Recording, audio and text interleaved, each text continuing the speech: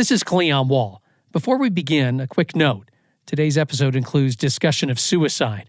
If you or someone you know is struggling or thinking about suicide, help is available right now. You can reach the Suicide and Crisis Lifeline by dialing 988. You can also text the word TALK to 741-741 to connect with the crisis text line at any time. You can understand why UCF football fans were frustrated at the end of the night's game against Colorado on September 28, 2024. Sanders with a clean pocket, looking deep for Shepard, and it is a diving catch! Oh! Buffalo's quarterback Shedeur Sanders bombed the ball downfield for 3 touchdowns in Colorado's 48-21 win in Orlando. But there was at least one Knight who wasn't too discouraged after the game. I get to ask a legendary icon in the sport of football a question and get my name out into the media. University of Central Florida student Andrew Cherico was headed to the post-game news conference with CU football coach Deion Sanders. I'm going through the motions, rehearsing it in my head like 10 times, and I have a little tingly feeling in my stomach like, oh, this is going to be really exciting. This is what, I've dreamed about since a kid. Andrew had eagerly volunteered for the assignment, covering the game for the website Sons of UCF. The whole time I'm asking the question, my hands are shaking. I can feel my voice trembling. I'm like, I can't mess this up. Eventually, he got his big chance. Coach, student reporter for the Sons of UCF. It was evident that your goal was to stop R.J. Harvey on the ground, and you held him to under 80 rushing yards. How proud of you of your defense, and just talk about that. We're good, but Mr. Jefferson got 98 yards, so we're not great. But first and foremost, I'm proud of you and your resilience and what you go through on a daily basis. I'm so darn proud of you. You see all the other journalists in the room pause and look behind them as he points at me, and just being, that's that feeling of being seen, being recognized, being heard. To be recognized as someone with a disability, that gave me all the motivation in the world that I know what I'm doing is right for me. When he said that, that was one of the most life-changing moments that I've ever had. This is the Big Stories Podcast, where we tell the amazing and inspiring stories from across the Big 12 Conference. I'm your host, Cleon Wall. Andrew Cherico has already shared the story of his conversation with Coach Prime, as well as his own personal journey, with several media outlets, and now he's sharing it with us. In this episode, you'll hear the inspiration behind his commitment to telling that story again and again. I made a promise to my brother that I will make him proud, and I hope I'm doing that. So let's dive in. I grew up in a small, low-income community. Well, it's hard to say small, but compared to the rest of New York, small, low-income community called Washington Heights, New York. It's uptown Manhattan. Andrew lived with his police officer father, nurse assistant mother, and 3 siblings in a 2-bedroom apartment. My parents, of course, I think there was a little bias, me being the youngest, spoiled me a little bit growing up. Andrew is also the only member of his family living with Spinal Muscular Atrophy, or SMA. We're all born with a protein in our body. It's called survival motor neuron 1, and you have the backup called survival motor neuron 2. People with SMA were born with survival motor neuron 1 completely depleted in our system. We don't have that protein. Basically, our body kept growing, but our muscles don't. So we have the same muscle strength as from when we were babies, but in a grown-up body. It affects all the muscles in my body. It ranges from my mouth muscles to my swallowing to my respiratory to my ability to raise my arms above my head, my ability to move my legs. By the time he was 9, Andrew transitioned permanently to a wheelchair, and that's when he began to feel increasingly out of place at school. I started to face self-morale issues. I hated being associated with my wheelchair. It was something that when I took pictures, I wanted to be taken out of my wheelchair so people could just see me for me and not see me as a person with a disability. Andrew also had a severe case of scoliosis that required spinal fusion surgery just so he could breathe. Had I not gotten it done, I could have faced extreme respiratory complications that were life-threatening. His recovery took more than 2 months. Going back to public school, I still didn't feel like I fit in. It wasn't until I transitioned into late middle school, early high school, where I went to schools for people with disabilities. And being able to be around people who also had similar backgrounds with disabilities and saw people persisting through their challenges kind of opened up a new vision for me, gave me a new perspective on I can't live my life in sorrow and pity. I need to live my life to the fullest. It also helped that Andrew's oldest brother, Roman Alexander Benitez, always saw past his SMA diagnosis. He played pranks on me. He would scare me a little bit, but then he'd bring me out to the park and we'd get ice cream and we'd talk. He really had an entrepreneur mindset to push people to the best of their abilities. So when I was 10 years old, I played video games in a really unique way because of my disability. I wasn't able to hold the controller upright when I was a kid because my hands were just too weak to hold it. So I flipped it upside down and put it against my lap. He's like, you record that and you post that. If you're going to play video games, be productive with it. He always was showing me, Andrew, whatever you want to do in your life is achievable. Unfortunately, my brother battled bipolar manic disorder, and he ended up taking his life in 2019. That was a very challenging time for my family and I. I went through a depressive state. I was basically in my room for 2 months following that. Lost so much weight. I wasn't able to speak, wasn't able to eat. Dealing with my disability, not eating made me a lot weaker. What was it that kept you going after what happened to your brother? Making him as proud as possible. I knew although he wasn't here on earth with me, he's still watching over me, following me every step of the way. I made it my mission to make his name as loud and proud as possible. And Andrew wanted to do that through sports. But playing wasn't really an option for him. You would think me losing my ability to walk would push me away from that. But it kind of made me what I couldn't have, I wanted it more. I fell in love with the competitive spirit about sports. His family was blown away by how much he knew about sports and how he could talk about them nonstop. So they started nudging him toward a future in sports media.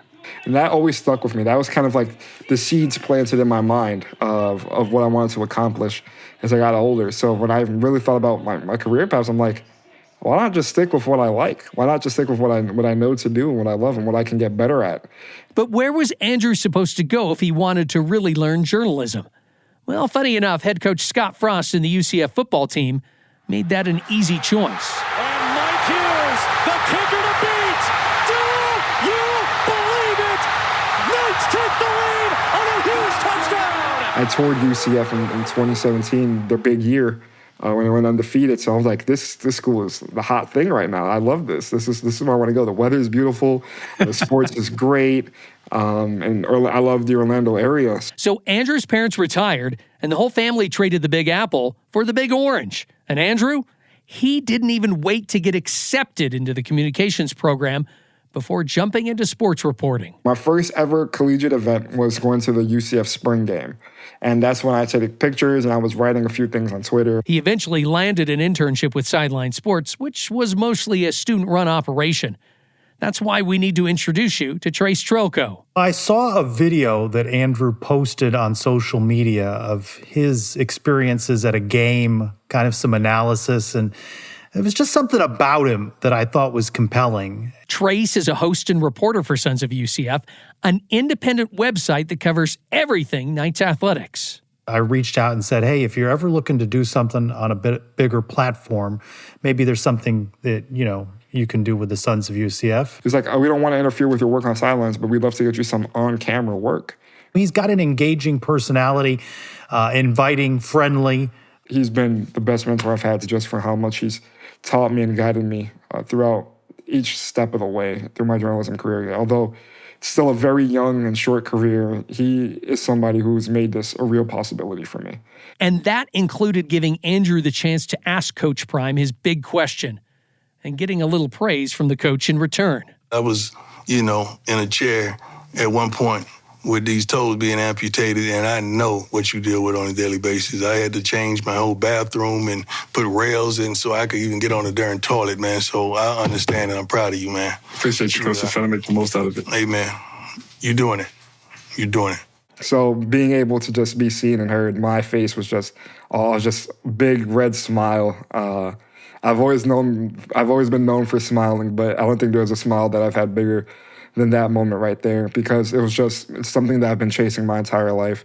The dream he's chasing has kept him busy. I'm a full-time student at UCF, taking 12 credit hours. Andrew also works 20 hours a week on campus, reports for Sons of UCF, and serves as a recruiting analyst for UCF Insider on the Knight's 24/7 website.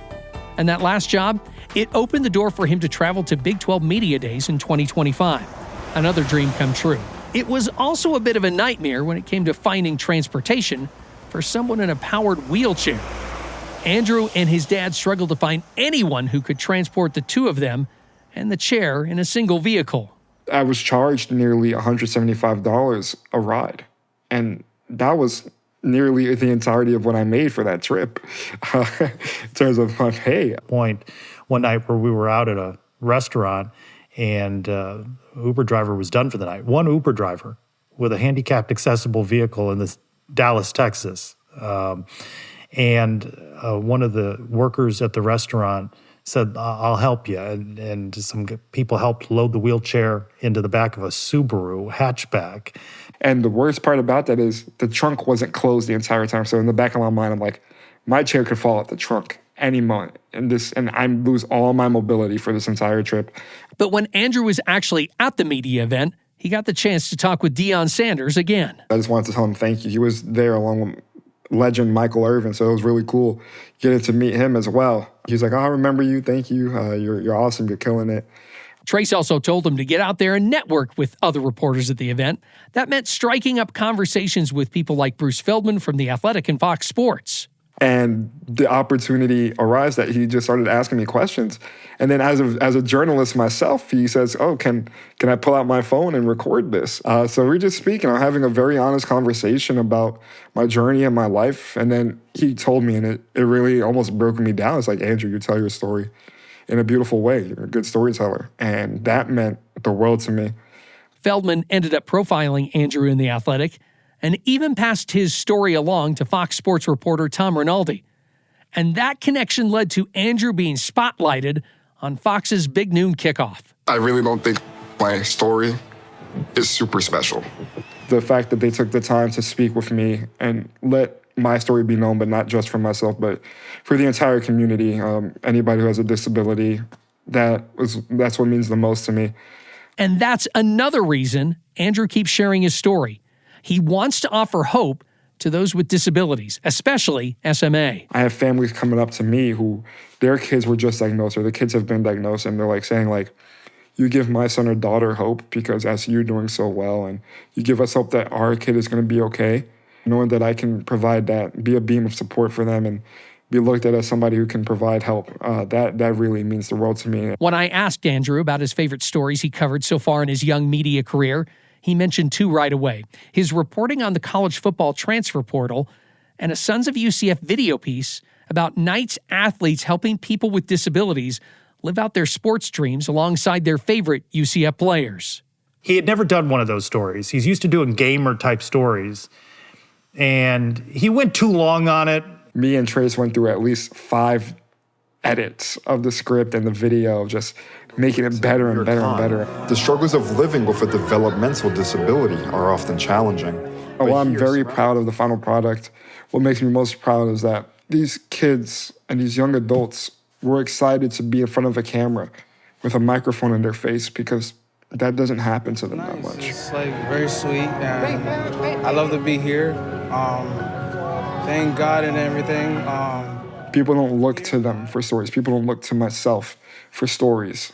People don't look to other people with disabilities for stories, and I was able to help them feel acknowledged, help them feel recognized. That same way that Deion Sanders made me feel, that's the exact feeling I want to give to everybody I can. He's becoming a journalist before my very eyes, and I don't know what he's going to do next. I look forward to seeing what he does next, but whatever he ends up doing, he'll always be a son of UCF. It's hard when you receive the national attention that you do to not feel like people look at you differently now. They're like, oh, like you're a real inspiration. Give him this opportunity because he was an inspiration. No, I want I want people to know my work for my byline. I want people to know my work for written by Andrew Cherico, people who can gain real insight, real knowledge in the UCF community as a journalist. I think something that people with disabilities often face more than not is feeling pity. We don't want to feel pity. Everybody has careers that they want, and I often say we're ready for the world, but the world isn't ready for us in terms of accommodations and what we want to achieve, the talents that we have, how smart we are, and although we're not strong physically, we're very strong mentally and emotionally. A lot of people ask Andrew how he manages to go through each day with a smile on his face. The real answer is I'm not quite sure. It's almost kind of instilled in my spirit that I just want to continue to do the best I can. It's humbling because you have to take every day like it's your last.